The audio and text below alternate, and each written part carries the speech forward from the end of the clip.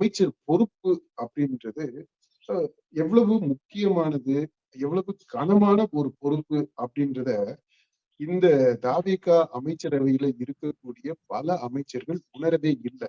அதை உணர்றதுக்கான ஆற்றலுமே அவங்களுக்கு இருக்குதா அப்படின்றது ஒரு பெரிய கேள்விக்குறி. இது வந்து மிகப்பெரிய சேலஞ்சு முதலமைச்சருக்கு. ஏன்னா இந்த அமைச்சர்களை இப்படி வச்சுக்கிட்டு ஆட்சியை வந்து திறம்படவெல்லாம் நடத்த முடியாது. தாவேகா எம்எல்ஏ அதை கிண்டல் பண்றது மாதிரி, குத்தி காட்டுறது மாதிரி, கேவலப்படுத்துறது மாதிரி, அவமானப்படுத்துறது மாதிரி இப்படி ஒரு செயலை செய்யறதுன்றது விஜய் எப்படி ரசிப்பாரா? இது வந்து அந்த தாவேகாவுடைய பேசிக்கான கேரக்டரிஸ்டிக்காவே இருக்குது. ஒரு அவங்களுடைய ஒரு கோர் பண்பாகவே இருக்கு. எந்த செயலை எடுத்துக்கிட்டீங்கன்னாலும் அதுக்கு அவங்க பொறுப்பு எடுத்துக்க மாட்டாங்க. அந்த பழியை வந்து இன்னொருத்தர் மேல போடுவாங்க. பெரிய அளவுல அரசியல்னு வரும்போது தீய சக்தி மேல போட்டு விட்டுருவாங்க. ஒரு போராட்ட சூழல், அந்த போராட்ட சூழலை வந்து நீங்க அவமானப்படுத்துறது மாதிரி இன்னொரு ஒரு விஷயத்த செய்யக்கூடாது இல்லையா? அதுதான் கண்டனத்திற்கு உள்ளாகுது. இந்த திமுக, மற்ற அதிமுக, பாஜக இந்த கட்சிகளுடைய தோல்விக்கு மிக முக்கியமான காரணம் என்னன்னா, இவரை விஜய்ன்றவரை ஒரு ஃப்ரேம் ஒர்க்குள்ள கொண்டு வர முடியல, ஒரு ஸ்டீரியோ டைப்புக்குள்ள கொண்டு வர முடியல, ஒரு டெம்ப்ளேட்டுக்குள்ள கொண்டு வர முடியல. இதுதான் இவரு அப்படின்ட்டு ப்ரிடிக்ட் பண்ண முடியல. இந்த படம் ரிலீஸ் ஆகிருக்கக்கூடிய இந்த காலகட்டம், இந்த அரசியல் சூழல், அதை புரிஞ்சுக்கிறணும். அதை புரிஞ்சுக்கக்கூடிய அளவுக்கு கூட அறிவு இல்லையா நமக்கு? பொறுப்பு உணர்வு இல்லையா? இன்னைக்கு என்ன நடந்துகிட்டு இருக்கு? இந்தியா முழுக்கவேப்பா நாடே பற்றி எரிஞ்சுகிட்டு இருக்கு. விஜய்க்கு யாரு ஓட்டு போட்டாங்களோ அந்த ஜென்சி, பெரும்பான்மையாக ஓட்டு போட்டவங்க, அந்த ஜென்சி வந்து தெருவுல நின்றுகிட்டு இருக்கு. பெரும்பான்மையான ஜென்சி மத்திய அரசிட்ட கெட்ட பேர் வாங்கிடக்கூடாது அப்படின்றதுக்காக இந்த போராட்டத்தை ஒடுக்குது. இதுதான் அந்த முரண். இப்படி ஒரு முரண்பட்ட சூழ்நிலையில நீங்க போய் ஒரு படத்தை கொண்டாடுறேன் அப்படின்னா அது யாருடைய படமாக இருந்தாலுமே அது வந்து எப்படி புரிஞ்சுக்க முடியும்? இந்த போராட்டத்தை கொச்சைப்படுத்துறது மாதிரி தானே புரிஞ்சுக்க முடியும்.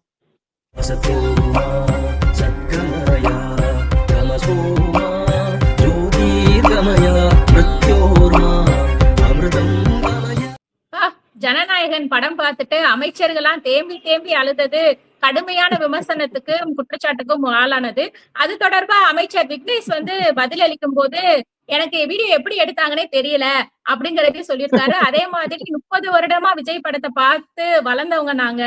அப்போ கடைசி படம் அப்படிங்கறத பாக்குறப்போ ஒரு எல்லாருக்குள்ளேயும் ஒரு குழந்தை தன்மை இருக்கும். அதனால உணர்ச்சி வசப்பட்டு நடந்ததுதான் அப்படிங்கிற மாதிரி அவர் விளக்கம் கொடுத்திருக்கிறாருப்பா.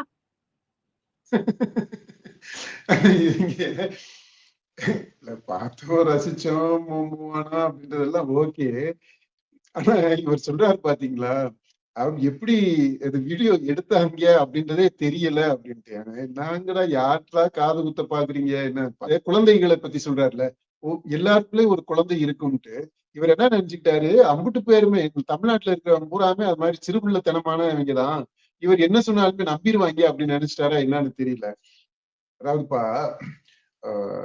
இந்த அமைச்சர்களா இருக்கிறாங்க இல்லையா, இந்த அமைச்சர் பொறுப்பு அப்படின்றது எவ்வளவு முக்கியமானது, எவ்வளவு கனமான ஒரு பொறுப்பு அப்படின்றத இந்த தாவேகா அமைச்சரவையில இருக்கக்கூடிய பல அமைச்சர்கள் உணரவே இல்லை.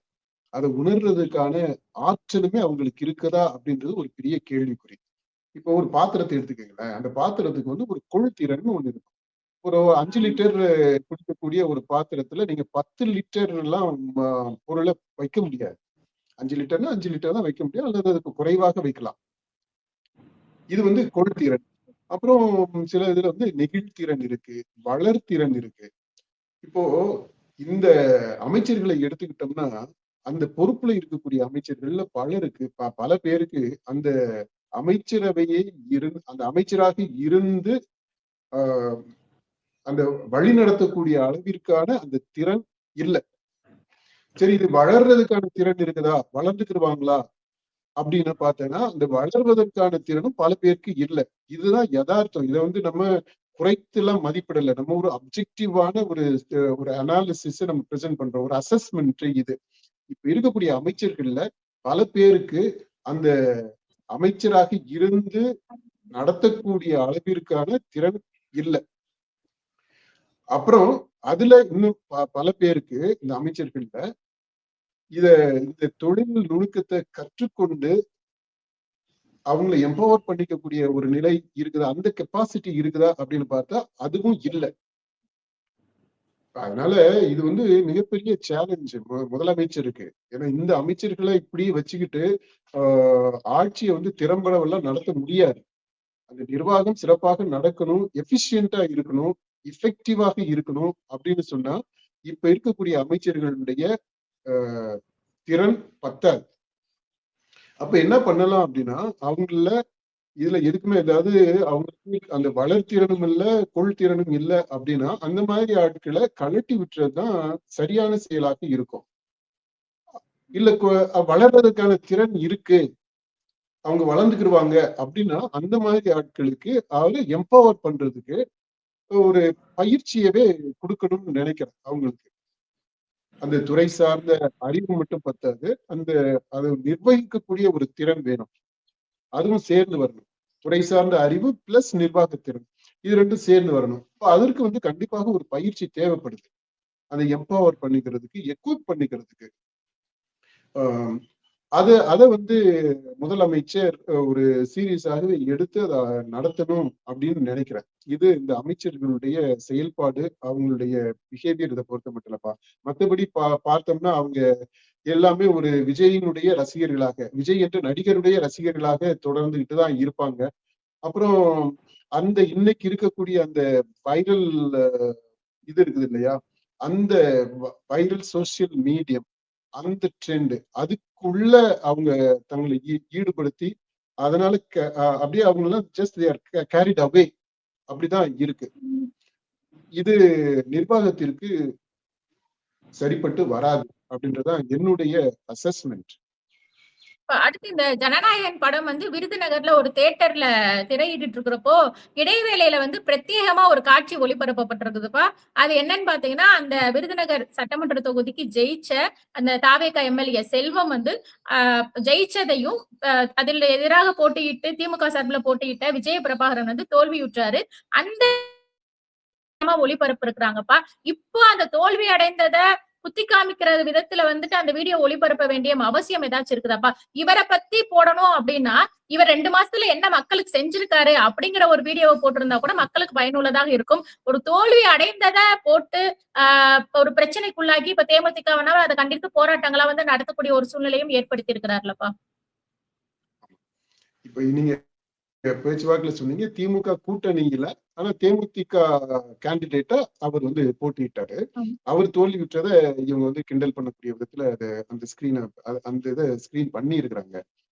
இது எப்படின்னா, இது வந்து அந்த மனநோயினுடைய வெளிப்பாடுப்பா. இதை எடுத்ததுலயே நம்ம தெளிவாவே சொல்லிடலாம். இந்த சேடிசம் இருக்கு இல்லையா, அதாவது இன்னொருத்தரை வந்து துன்புறுத்தி அதனால இன்பம் அடைவது, இன்னொருத்தரை காயப்படுத்தி துன்புறுத்தி அவங்க கஷ்டப்படுறத பார்த்து இவங்க பிளஷர், டிரைவிங் பிளஷர், அதுல இன்பம் அடைவது, இது ஒரு மனநோய். இந்த மனநோய் வந்து இந்த அளவுக்கு ஒரு சமூக அளவுல வெளிப்படுது அப்படின்னா இது ஒரு சமூக மனநோயாக உருவெடுத்திருக்குது. இது ரொம்ப சீரியஸான விஷயம் தான் நான் பாக்குறேன். அடுத்து இந்த மாதிரியான இத தோத்துட்டாரு, நீங்க ஜெயிச்சீங்க, அத வந்து அவர் தோத்ததுனாலதான் இவர் ஜெயிச்சிருக்கிறாரு. ஓகே, அதனாலதான் அவர் வந்து எம்எல்ஏ ஆயிருக்கிறாரு. அதனாலதான் இப்ப வந்து ஜனநாயகன் படத்துக்கு வந்து இவ்வளவு முக்கியத்துவம் கொடுத்து இதெல்லாம் பண்றாரு இல்ல, அவர் கைக்கு அதிகாரம் வந்திருக்கு. இப்ப அந்த தோத்தவரை திரும்ப இந்த மாதிரி குத்தி காட்டி பண்றதுன்றது வந்து ஏற்றுக்கொள்ளக்கூடியது இல்லை. It is very inhuman attitude, very sadistic attitude. இந்த பிஹேவியர் வந்து அது பொது வெளியில இது பண்ணியிருக்கிறது வந்து சகிச்சுக்கவே முடியாதது. அதெல்லாம் எப்படி இத முதல்வருடைய கவனத்திற்கு இந்த விஷயங்கள் எல்லாம் போகணும்னு தான் நான் நினைக்கிறேன். இதெல்லாம் ஆரம்பத்திலேயே அப்போ தட்டி வச்சுட்டா தான். இல்லாட்டினா எப்படி ஆகி போயிரும்னா, முதல்வரே இதை ஆதரிக்கிறாரு அப்படின்ட்டு ஆகி போயிடும். தாவேகா காரங்கள இப்படித்தான்ப்பா, முதல்வரே இத சப்போர்ட் தான் பண்றாருப்பா, முதல்வரே இதை ரசிக்கிறாருப்பா அப்படின்னு ஆகி போயிடும். ஏன்னா அந்த மாதிரியுமே பேச்சு இருக்கு. அதனால இதெல்லாமே முதல்வர் சீரியஸா எடுத்துக்கணும் அப்படின்னு நம்முடைய எண்ணம். அடுத்து தாவேகா ஜெயிச்சது வந்து 108 தொகுதியில தான். 234 தொகுதியில 108 போக மீதி வந்து மெஜாரிட்டி தொகுதிகள். அது எல்லாத்துலயுமே இவங்க தோத்து இருக்கிறாங்க. இப்ப அந்த இடத்துல எல்லாம் இவங்களை கிண்டல் பண்ண முடியுமா? இல்ல, அந்த அது வந்து சரியான அணுகுமுறையே கிடையாது. இது ஒண்ணுப்பா. இதை விட இன்னும் சென்டிமெண்டா இன்னொரு விஷயமும் இதுல இருக்கு. தோத்தது யாரு விருதுநகர்ல? விஜயகாந்தோடைய இந்த மகன். விஜயகாந்த் இந்த விஜயகாந்த் யாரு? விஜயகாந்த் தான் விஜய்க்கு ஒரு நடிகராக ஒரு முகவரியவே கொடுத்தவர். விஜயே நடிகராக ஒரு ஹீரோவாக, அதுக்கு முன்னாடி சின்ன சின்ன சைல்டு ஆர்டிஸ்டா நடிச்சிருக்காரு. ஆனா ஒரு ஹீரோவாக நடிக்கிறதுக்கு பக்க பலமாக இருந்து, ஒரு பெரிய தூணாக இருந்து அவரை சப்போர்ட் பண்ணி, அவருக்கு சொல்லப் போனா முகவரி. விஜய்க்கு நடிகராக முகவரியை கொடுத்தவர் விஜயகாந்த். அதாவது சொந்த புள்ள மாதிரி நினைச்சு அவர் வந்து அதை செஞ்சிருக்கிறாரு. அப்படி அந்த சென்டிமெண்ட உறவை பார்த்தோம்னா, இந்த விருதுநகர்ல தோத்த அந்த பையன் விஜய்க்கு கூட பிறக்காத தம்பி. அதானப்பா உறவு. அதாவது ஒரு மனித நேயத்தோட நம்ம பாக்குறோம், நேர்மையோட பாக்குறோம் அப்படின்னா அந்த மாதிரிதான் சொல்லணும். தோத்தது யாரு அப்படின்னா விஜயோட தம்பி. இப்ப இத எப்படி ஒரு மனசாட்சி உள்ள ஒருத்தன் வந்து கொண்டாட முடியும்பா? தோத்தது உண்மையிலே சொல்ல போனா விஜய்க்கு இந்த விஜய் பிரபாகரன் தோத்தது மன வருத்தத்தை தரக்கூடியதாகத்தான் இருக்கும்னு நான் நினைக்கிறேன். ஏன்னா அவங்க மனசுக்குள்ள எப்படி நினைக்கிறாருன்னு நமக்கு தெரியல. ஆனா இந்த உறவுகளை வச்சு பார்க்கும்போது கண்டிப்பாக அது ரொம்ப சந்தோஷத்தை கொடுக்கக்கூடியதாக இருந்திருக்காது. அதுல அப்படிப்பட்ட சூழ்நிலையில இந்த ஜெயிச்ச எம்எல்ஏ தாவேகா எம்எல்ஏ அதை கிண்டல் பண்றது மாதிரி, குத்தி காட்டுறது மாதிரி, கேவலப்படுத்துறது மாதிரி, அவமானப்படுத்துறது மாதிரி இப்படி ஒரு செயலை செய்யறதுன்றது விஜய் எப்படி ரசிப்பாரா? அதுக்குதான் கடைசியில மன்னிப்பு கேட்டு ஒரு வீடியோ போட்டிருக்காங்க. எனக்கே தெரியாம அதை யார் போட்டாங்கன்னே தெரியல அப்படிங்கிற மாதிரி ஒரு விளக்கத்தை கொடுத்துடுறாங்க. இது எல்லாமே இவங்களுக்கு தெரியாமலே எப்படி நடக்குது? அந்த மினிஸ்டர் பார்த்தாக்க அவருக்கு தெரியாம ஷூட் பண்ணிடுறாங்க. அதுக்கு முன்னாடி நீங்க பாருங்களேன், அந்த அந்த பெண் அமைச்சர் பள்ளிக்கூடத்துல போயிட்டு இது பண்றாங்க. நானும் ரெக்கார்ட் பண்ணல, அவங்களா வந்து எவனோ ரெக்கார்ட் பண்ணி போட்டாங்க அப்படின்றாங்க. எல்லாருமே அந்த பொறுப்புகளை வந்து அப்படியே வந்து இன்னொருத்தர் மேல பழிய போட்டுக்கிட்டே தான் போறாங்களே தவிர யாருமே இதுக்கு பொறுப்பு எடுத்துக்கவே மாட்டேன்றாங்க. இது வந்து அந்த தாவேகாவுடைய பேசிக்கான கேரக்டரிஸ்டிக்காவே இருக்குது. ஒரு அவங்களுடைய ஒரு கோர் பண்பாகவே இருக்கு. எந்த செயலை எடுத்துக்கிட்டீங்கனாலும் அதுக்கு அவங்க பொறுப்பு எடுத்துக்க மாட்டாங்க. அந்த பழியை வந்து இன்னொருத்தர் மேல போடுவாங்க. பெரிய அளவுல அரசியல்னு வரும்போது தீய சக்தி மேல போட்டு விட்டுருவாங்க. தூய சக்திக்கு அதுல இருந்து தப்பிச்சுக்கிறோம். என்னங்கடா இவங்க வந்து அரசியல் பண்றாங்க. ஒரு நேர்மைன்னு ஒண்ணு இருக்கணும்பா. அடுத்து ஒரு தப்பு நடக்கிறது சகஜம்தான். ஆனா அந்த தப்பை வந்து ஏத்துக்கக்கூடிய அளவிற்கு ஒரு பக்குவம் இருக்கணும். அதுதான் உங்களை வந்து ஒரு நல்ல மனிதராக, உயர்ந்த மனிதராக காட்டக்கூடியது. ஒரு மனித பண்பு அப்படின்றதே அதுதானப்பா. நம்ம எல்லாருமே தவறு இழைக்கக்கூடியவங்கதான். சரி, ஏதோ ஒரு வேகத்துல, ஒரு ஆரவாரத்துல, அப்படியே ஒரு பித்து பிடிச்சது மாதிரி ஆகி போயிடுச்சு, ஒரு கிரேசியா ஆயிட்ட அந்த கொண்டாட்ட சூழ்நிலையில ஏதோ ஒண்ணு பண்ணிட்டீங்கன்னு வச்சுக்கிருவோம். அதனால அப்புறம் தப்புன்னு ரியலைஸ் பண்ண பிற்பாடு அது ஏத்துக்கிறதுல என்ன இருக்கு? ஆமாங்க, நான் தப்பு பண்ணிட்டேன் அப்படின்னு சொல்றதுல அதானப்ப நல்ல பண்பா இருக்க முடியும். அந்த கேரக்டரிஸ்டிக்கே இவங்கள்ட்ட கிடையாது. தாவிக்கால நான் ஸ்வீப்பிங்கா ஒரு ஸ்டேட்மெண்ட் சொல்றது மாதிரி இருக்கு. ஆனா நான் பார்த்தது வரைக்கும் ஏறத்தாழ எல்லாத்திலையுமே அவங்க இந்த மாதிரி பொறுப்பை தட்டி கழிக்கக்கூடியதாகத்தான் இருக்கிறாங்க அப்படின்றதுனாலதான் நான் இந்த ஸ்டேட்மெண்ட்டை சொல்றேன். அடுத்து இந்த பாலன் இல்லத்துல வந்துட்டு நீட்டுக்கு எதிர்ப்பு தெரிவித்து மாணவர்கள், இளைஞர்கள் வந்து போராட்டம் நடத்திட்டு இருக்கிறாங்கப்பா. இந்த போராட்டத்துக்கு ஆதரவு தெரிவிக்கும் வகையில நடிகை சனம் ஷெட்டி போய் பங்கேற்கிறாங்க. அதுல பேசுறப்போ இந்த மாதிரி ஜனநாயகன் படத்தை வந்து நான் பார்த்தேன், தளபதியோட தீவிரமான ரசிகை அப்படின்னு சொல்லி பேசுறாங்க. இதனால வந்து அங்க எதிர்ப்பு தெரிவித்து அவங்க பேசிட்டு இருக்கப்போ மைக்க புடுங்கிட்டு அவங்க கிளம்பிடுறாங்க. இது வந்து ஒரு சர்ச்சையா இருக்குதுப்பா. இது தொடர்பா அவங்க பேட்டி கொடுக்குறப்போ இது வந்து அரசியல் கட்சிகள் வந்து பயன்படுத்திக்கிறாங்க அப்படின்னு சொல்லிட்டு கடுமையா வந்து விமர்சனம் பண்ணிருக்கிறாங்க. விஜய் ரசிகர் அப்படிங்கறனால கோமாளிகளா, நான் என்னை வந்து கோமாளி, அவங்க ஜோக்கருங்கிற வந்து மாணவர்கள் சொன்னதுனால நான் வந்து கோமாளியா அப்படிங்கிற மாதிரி அவங்க ரொம்ப ஆக்ரோஷமா வந்துட்டு தன்னுடைய கண்டனத்தையும் தெரிவிச்சிருக்கிறாங்கப்பா. முதல்ல இவங்க இந்த இடதுசாரிகள் அவங்களுடைய போராட்டத்துக்கு இந்த சனம் ஷெட்டியை எந்த அடிப்படையில கூப்பிட்டாங்கன்னு எனக்கு தெரியல. ஏன்னா இந்த இந்த இந்த இந்த அம்மா ஒரு சோசியல் மீடியால ஒரு செலிபிரிட்டியா இருக்கிறாங்க, ஒரு இன்ஃபுளுசரா இருக்கிறாங்க அப்படின்றதுனால கூப்பிட்டாங்களா? ஏன்னா பெருசா இவங்க வந்து நடிச்சு எதுவும் பெரிய சாதிக்கல, பெரிய பெரிய அளவுல எல்லாம் வரல. ஒரு நடிகராக அவரை நிலைநிறுத்தல. சோசியல் மீடியால இருக்கிறாங்க, ரொம்ப பாப்புலரா இருக்கிறாங்க. ரொம்ப கிளாமரஸா எல்லாம் அவருடைய இன்ஸ்டா பேஜ்ல எல்லாம் நீங்க போய் பார்த்தீங்கன்னாக்க ரொம்ப முகம் சுளிக்கக்கூடியதாக இருக்கும். ஒரு லசிவியஸ் லியூட் அப்படின்ற அந்த ரேஞ்ச்ல எல்லாம் போஸ்ட் எல்லாம் போட்டிருக்கிறாங்க. அதனால ஒரு செலிபிரிட்டியா இருக்கிறாங்க. அந்த காரணத்துக்காக இவங்க கூப்பிட்டாங்களா, ஒரு தெரிஞ்ச முகமாக இருக்கணும் அப்படின்றதுக்காக கூப்பிட்டாங்களா அப்படின்றது முதல்ல எனக்கு அதுவே கம்யூனிஸ்ட் கட்சிகள்ல இந்த மாதிரியான செலிபிரிட்டிஸ் எல்லாம் கூப்பிட்டு தான் அவங்களுடைய போராட்டத்திற்கு ஒரு பப்ளிசிட்டியை தேடிக்கணும் அப்படின்ற அளவுல வந்துட்டாங்களா அப்படின்றதே நமக்கு ஒரு பரிதாபமா பார்க்க வைக்கக்கூடியதாக இருக்கு. எந்த இடத்துக்கு போறோம், என்ன மாதிரியான கூட்டத்துக்கு போறோம்னு தெரியாம முன்னாடியே அந்த இன்ஃபர்மேஷன் கேட்காம போனதுன்றது அவங்களுடைய தப்பு. ரெண்டாவது அங்க போயிட்டு இந்த மாதிரி ஒரு அரசியல் கட்சி நடத்தக்கூடிய கூட்டம், அவங்க சார்பாக கட்சியினுடைய சார்பாக ஏற்படுத்தப்பட்ட அந்த கண்டன கூட்டம் அப்படின்றது தெரிஞ்சுக்கிட்டு அங்க போயிட்டு இந்த மாதிரி இன்னொரு விஷயத்த, தொடர்பு இல்லாத இன்னொரு விஷயத்த அல்லது டிஸ்ட்ராக்ட் பண்ணக்கூடிய மாதிரியான ஒரு விஷயத்த அங்க பேசுனதுன்றது இரண்டாவது தப்பு. அவங்க பண்ணிருக்க கூடாது. அவங்க படம் பார்த்ததுன்றத நம்ம வந்து யாரும் குறையா சொல்லல. அவங்க விஜயுடைய ரசிகரா இருக்கிறது யாரும் குறையா சொல்லல. ஆனா எந்த இடத்துல வந்து அதை நீங்க டிஸ்பிளே பண்றீங்க அப்படின்றதுதான் முக்கியம். இந்த கூட்டத்துல அவங்க பண்ணிருக்க கூடாது. ஆனா அவங்க அதுக்கு முன்னாடி வேற இடத்துல பண்ணிருக்கிறாங்க. அவங்க வந்து அந்த தியேட்டர் முன்னாடி டான்ஸ் எல்லாம் ஆடுறாங்க. அது தியேட்டர்ல நீங்க போய் பாடுங்க, டான்ஸ் ஆடுங்க, எல்லாம் பண்ணுங்க, எல்லாம் செஞ்சுக்கங்க. அது நீங்க ரசிகையாக செய்யறது. போராட்ட சூழலை வந்து நீங்க அவமானப்படுத்துறது மாதிரி இன்னொரு ஒரு விஷயத்த செய்யக்கூடாது இல்லையா? அதுதான் கண்டனத்திற்கு உள்ளாகுது. இப்ப இவங்க வந்து நான் நினைக்கிறேன் அந்த அம்மா நடிக்கிறதுக்காக வாய்ப்புகள் எல்லாம் தேடிக்கிட்டு இருக்கிறாங்க. இப்போ அதுல பார்த்தோம்னா பெரிய அளவுல அவங்களுக்கு வாய்ப்புகள் பிரேக் கிடைக்கல சினி இண்டஸ்ட்ரியில. இப்போ சோசியல் மீடியால ஒரு செலிபிரிட்டியா இருக்கிறாங்க. எந்த அளவுக்கு செலிபிரிட்டினா மினிஸ்டர் கட்சிக்காரங்களே அவங்க கூட்டத்துக்கு கூப்பிடுற அளவுக்கு செலிபிரிட்டியா இருக்கிறாங்க. ஓகே, அது ஒரு பெரிய விஷயம் தான்.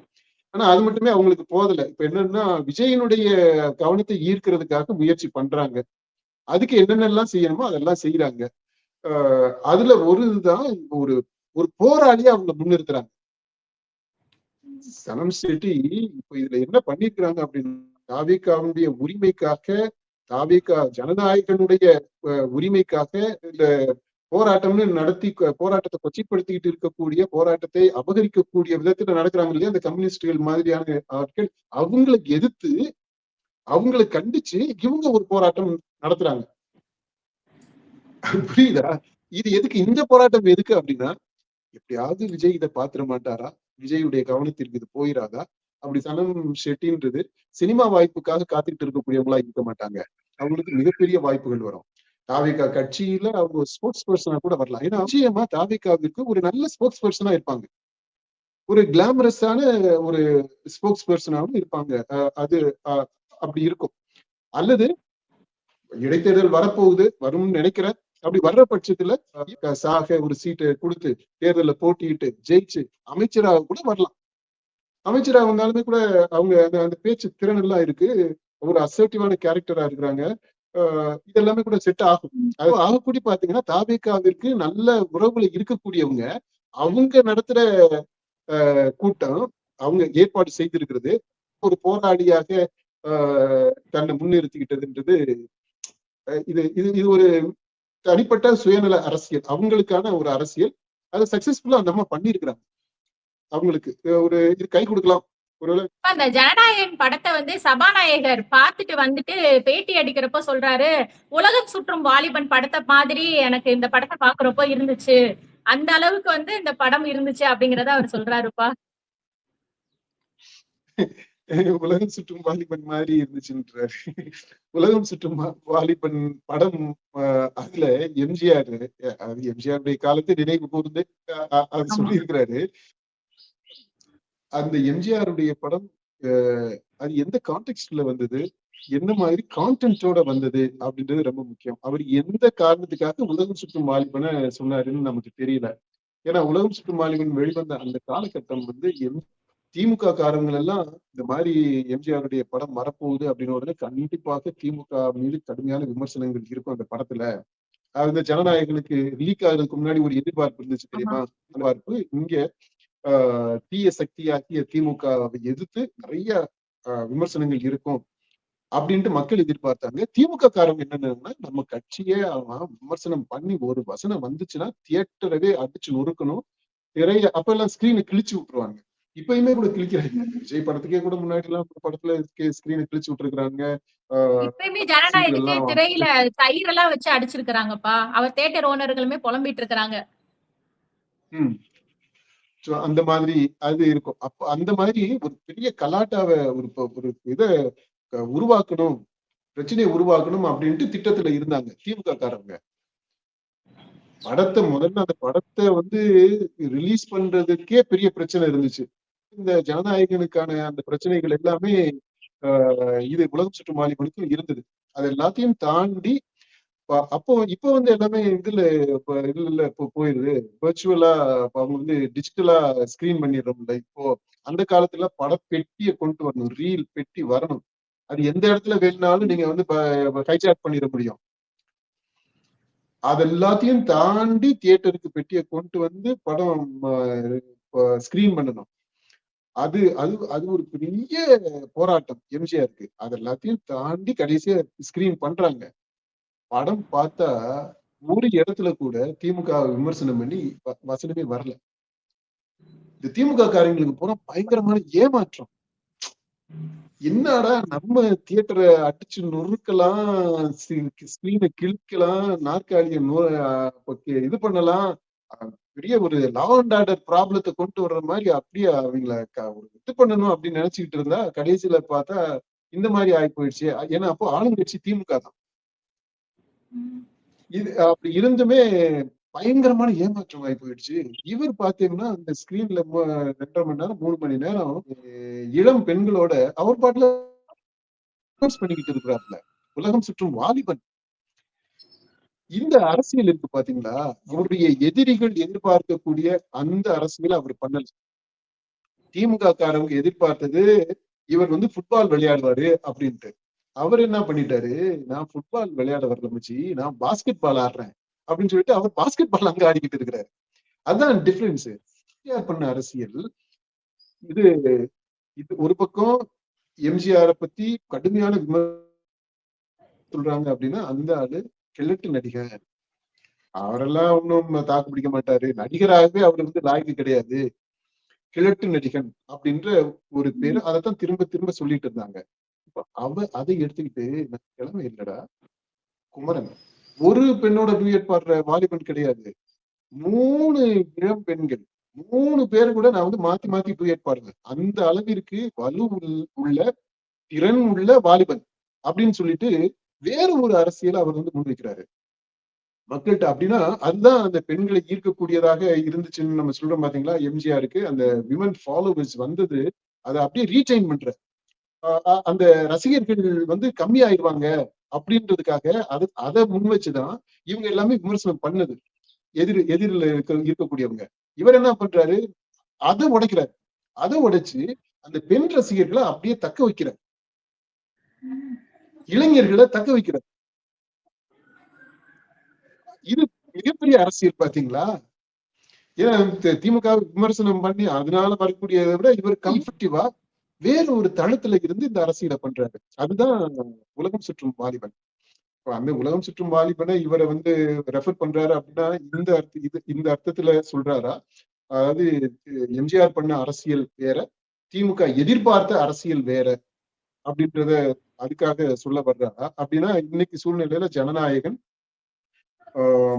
அது முன்வைக்கக்கூடிய அரசியல் வேற ஒரு அரசியலாக இருக்கு, இந்த எதிர்கட்சிகள் எதிர்பார்க்கிற அரசியல் இல்ல அப்படின்றத சொல்ல வர்றாரா. வந்த பிற்பாடு இந்த அரசியல் களம் மாறி இருக்கு. விஜய் என்ன மாதிரியான அரசியல் பண்றாரு அப்படின்ட்டு அவருக்கு மட்டும் தெரிஞ்சிருக்கோ என்னமோ தெரியல, ஆனா மத்த யாருக்குமே முழுசா குடிபடல. அதுதான் அந்த திமுக மற்ற அதிமுக பாஜக இந்த கட்சிகளுடைய தோல்விக்கு மிக முக்கியமான காரணம் என்னன்னா, இவரை விஜய்ன்றவரை ஒரு ஃப்ரேம் ஒர்க்குள்ள கொண்டு வர முடியல, ஒரு ஸ்டீரியோ டைப்புக்குள்ள கொண்டு வர முடியல, ஒரு டெம்ப்ளேட்டுக்குள்ள கொண்டு வர முடியல. இதுதான் இவரு அப்படின்ட்டு ப்ரிடிக்ட் பண்ண முடியல. அப்படி ப்ரிடிக்ட் பண்ண முடிஞ்சிருந்துச்சுன்னா ஈஸியா ஹேண்டில் பண்ணிருப்பாங்க. அவர் அந்த விலாங்கு மீன் மாதிரி நழுவிக்கிட்டே இருக்கிறார். அதுதான் அந்த விஜயினுடைய அரசியலாக இருக்கு. இப்போ இதெல்லாத்தையும் யோசித்துதான் இவர் வந்து உலகம் சுற்றும் வாலிபன் அப்படின்ட்டு இவர் நம்ம சபாநாயகர் சொன்னாரா அப்படின்றது நமக்கு தெரியல. எப்படியோ இருந்தாலும் அவர் சொன்னதுல ஒரு உண்மை இருக்கு. விஜயினுடைய அரசியல் எம்ஜிஆருடைய அரசியலுக்கு அரசியலோட இந்த ஆஸ்பெக்டை பொறுத்த மட்டும் ஒத்து போகுது. ஜனநாயகன் படம் அசைச் பார்த்தோம்னா உலகம் சுற்றும் வாலிபன் ரேஞ்ச்ல கூட இல்ல. உலகம் சுற்றும் வாலிபன் வந்து ஃபுல்லா ஒரு என்டர்டெயின்மெண்டா இருந்துச்சு. எல்லாருமே பார்க்கக்கூடிய விதத்துல இருந்தது அந்த டயத்துல. இப்போ ஜனநாயகன் வந்து அந்த படத்தை பற்றிய விமர்சனம் நம்ம இன்னொரு காணொலியில டீட்டெயிலா வச்சுக்கிறோம். இப்போதைக்கு இதோட நிறுத்திக்கிறோம். அடுத்த பாயிண்ட்டுக்கு நம்ம போகலாம். அடுத்து வந்து இப்போ தாவேகாவினர் வைக்கக்கூடிய முக்கியமான குற்றச்சாட்டு என்னன்னா, இப்ப எல்லாரும் ஜனநாயக படத்தை வந்து அமைச்சர்கள், முதலமைச்சர் எல்லாருமே பார்த்து ரசிச்சாங்க அப்படிங்கிற ஒரு குற்றச்சாட்டு இருக்குது. இதே போலதான் உதயநிதி ஸ்டாலினுடைய கடைசி படமான இந்த மாமன்னன் அந்த படத்தையும் வந்துட்டு எல்லாரும் முதலமைச்சர் முதற்கொண்டு அமைச்சர்கள், எம்எல்ஏக்கள் எல்லாருமே வந்து கொண்டாடினாங்க. அப்போ மாமன்னனுக்கு ஒரு நீதி, ஜனநாயகனுக்கு ஒரு நீதியா அப்படிங்கிற குற்றச்சாட்டுகளை வந்து இவங்க வச்சிட்டு இருக்கிறாங்கப்பா. ஆமா, அதான் மன்னராட்சி. இது வந்து மக்களாட்சி. அது மன்னராட்சிக்கு ஆதரவா நீங்க வந்து பண்றீங்க, மக்களாட்சியை வந்து நீங்க கண்டுக்காம விடுறீங்க அப்படின்னு சொல்றாங்கல்ல. இதுல வந்து இப்ப மாமன்னன் வெளிவந்து அந்த காலகட்டத்தை பார்க்கணும். அப்ப என்ன நடந்துச்சு, என்ன மாதிரியான ஒரு கான்டெக்ஸ்ட்ல இருந்துச்சு, என்ன மாதிரியான கான்டென்ட் இருந்தது அப்படின்ற ரெண்டையும் சேர்த்து பார்க்கணும். இன்றைக்கு இது ஜனநாயகன் வெளிவரக்கூடிய கான்டெக்ஸ்ட் என்ன, அதனுடைய கான்டென்ட் என்ன அப்படின்றத நம்ம பாக்குறோம். இப்ப அந்த கான்டென்ட் ரெண்டு படத்திலயுமே கான்டென்ட் உள்ள போக வேண்டாம். உள்ளடக்கம் என்ன, கதை என்ன, நடிப்பு என்ன அப்படின்ற அந்த விஷயத்துக்குள்ள போக வேண்டாம். கான்டெக்ஸ்ட மட்டும் எடுத்துக்க. எந்த மாதிரியான சூழல்ல அது படம் வந்துச்சு அப்படின்னா, இது மாமன்னன் வர்ற டயத்துல எந்த பிரச்சனையுமே இல்லை. பிரச்சனை ஏதாவது இருந்துச்சா, சமூக பிரச்சனை ஏதாவது இருந்துச்சா? ஒண்ணும் இல்லை. அதாவது தேசிய அளவுல இல்ல மாநில அளவுல எல்லாருடைய கவனத்தையும் ஈர்க்கக்கூடிய விதத்துல எந்த பிரச்சனையுமே இல்லை. லா அண்ட் ஆர்டர் பிரச்சனையோ இல்ல போராட்டமோ இல்ல இயற்கை பேரழிவோ அப்படின்ட்டு எதுவுமே இல்லை. அந்த மாதிரியான ஒரு சூழ்நிலை வந்துச்சு. அதனால அந்த படத்தை பார்த்தாங்க, பேசினாங்க, கொண்டாங்க. அது ஓகே, அப்படி போயிடுச்சு. இப்போ இந்த பக்கம் வாங்க, கில்லி படம் வந்துச்சு. அந்த படத்தை எல்லாரும் ரசிச்சு பார்த்தாங்களா? அப்ப ஏதாவது பிரச்சனை வந்துச்சா, ஏதாவது விமர்சனம் வந்துச்சா? அவர் வந்து முதலமைச்சர் இல்ல, அப்ப வந்து அவர் ஒரு நடிகர் தானப்பா, அப்ப யார் வேணாலும் என்ன வேணாலும் பாத்துக்கலாம். இப்ப வந்து முதலமைச்சரா இருக்கிறாரு. ஒட்டுமொத்த அரசுமே அத அமைச்சர்களுமே போய் பாக்குறாங்க, தேம்பி தேம்பி அழுகுறாங்கிறதுனால தானே அது பேசு பொருள் ஆயிருக்கு. அததான் சொல்றேன். அந்த பாயிண்ட்டுக்கு தான் நான் வர்றேன்ப்பா.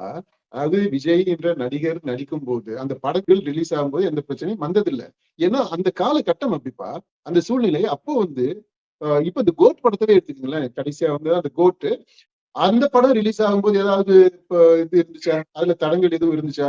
படம் ரிலீஸ் ஆச்சு, எல்லாருமே பார்த்தாங்க, பார்த்து ரசிச்சாங்க, அழுதாங்க, சிரிச்சாங்க, விமர்சனம் பண்ணாங்க, எல்லாமே நடந்துச்சு. அதாவது இப்போ ஜனநாயகன் படத்தை பார்த்துட்டு என்னென்ன பண்றாங்களோ அந்த ரியாக்ஷன்ஸ் எல்லாமே இதுக்கு முன்னாடி இருந்துச்சு. அப்போ அதை வந்து யாரும் விமர்சிக்க. என்ன காரணம்னா, இந்த படம் ரிலீஸ் ஆகிருக்கக்கூடிய இந்த காலகட்டம், இந்த அரசியல் சூழல், அதை புரிஞ்சுக்கிறணும். இந்தியா முழுக்கவேப்பா நாடே பற்றி எரிஞ்சுக்கிட்டு இருக்கு. விஜய்க்கு யாரு ஓட்டு போட்டாங்களோ அந்த ஜென்சி, பெரும்பான்மையாக ஓட்டு போட்டவங்க, அந்த ஜென்சி வந்து தெருவுல நின்றுகிட்டு இருக்கு. பெரும்பான்மையான ஜென்சி ஏறத்தாழ எல்லாருமே தெருவுல நிக்கிறாங்க. இந்த தாவேகாவை சேர்ந்து ஒரு சிலரை தவிர மற்ற எல்லாருமே இந்திய அளவுல எல்லாமே தெருவுல நின்று போராடிக்கிட்டு இருக்கிறாங்க. ஒரு கொள்கையை முன் வச்சு, அந்த கொள்கை உங்களுக்கு உகந்த கொள்கையாகவும் இருக்கு. நீங்க முன் வச்ச அதே கொள்கை தான், அதே இஷ்யூ தான். இந்த மாதிரி ஒரு போராட்ட சூழல் இருக்குது. இந்த போராட்டம்ன்றதுல அவ்வளவு முரண் இருக்கு. அதாவது இட் இஸ் வெரி கான்ட்ரவர்சியலா இருக்கு, பாரடாக்சிக்கலா இருக்குது, ஐரணி இது. மத்திய அரசிட்ட கெட்ட பேர் வாங்கிடக்கூடாது அப்படின்றதுக்காக இந்த போராட்டத்தை ஒடுக்குது. இதுதான் அந்த முரண். இப்படி ஒரு முரண்பட்ட சூழ்நிலையில நீங்க போய் ஒரு படத்தை கொண்டாடுறேன் அப்படின்னா அது யாருடைய படமாக இருந்தாலுமே அது வந்து எப்படி புரிஞ்சுக்க முடியும்? இந்த போராட்டத்தை கொச்சைப்படுத்துறது மாதிரி தானே புரிஞ்சுக்க முடியும்.